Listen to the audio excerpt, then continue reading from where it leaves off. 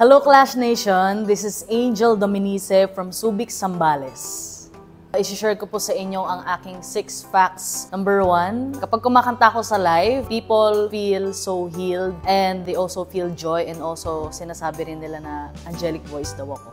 Second po is when I was in my band days, ilang beses po akong na-fire or natanggal sa iba't ibang banda and bars because di lang po ako nagdadamit babae. Pangatlo po is 9 times or 9 na beses kaming nagpalipat-lipat ng house habang nakikipag-battle or nakikipaglaban ako sa aking bipolar 2. Napoundot ko sa sarili ko pero di pa po ako nadadiagnose. Diagnose po ako 2022. Napapansin ko na po sa sarili ko na parang hindi ako okay. I feel irritated for some reasons na hindi maintindihan ng tao sa akin. And then biglang nagkakaroon ako ng highs and lows na emotions or mood swings na sudden bigla na lang nag-high rin po. And then usually po ang nangyayari sa akin is nagwawala.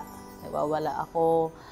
Hindi ko makontrol yung aking emotions, yung aking mind kasi number 1, nakalaban mo talaga sa mental health disorder is yung isip mo.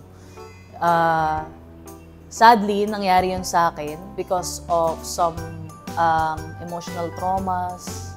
Ayan, mula pagkabata. Ayun, hanggang sa nadala ko siya sa paglaki. Karon din ako ng trauma before nung ako ay nag-out. Kasi maraming nakasaksi sa akin sa journey ko bilang ako na nakabihis pang babae. And then bigla silang nagulat, bigla akong nag-shift into real me. Ito talaga ako. So, ang nangyayari po, maraming mga unexpected comments. Pero para sa akin, hindi ko yun pinansin hanggang sa hindi ko na siya nakayanan. So, 2021, nag-start lumabas lahat ng symptoms about bipolar disorder. 2022, doon ako na-diagnose ng bipolar 2 ng aking psychologist. So, hanggang ngayon, binabattle ko pa rin siya and fortunately, manageable naman na siya.